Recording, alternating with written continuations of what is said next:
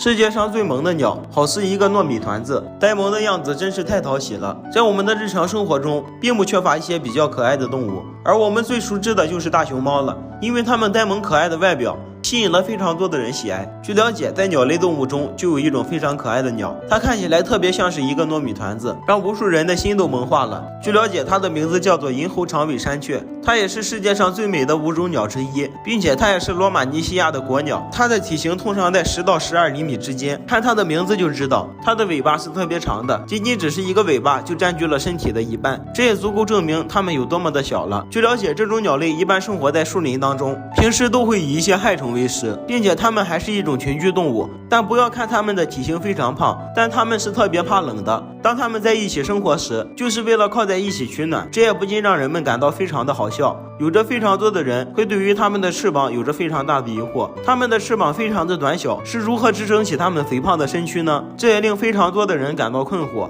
小伙伴们对此你们怎么看呢？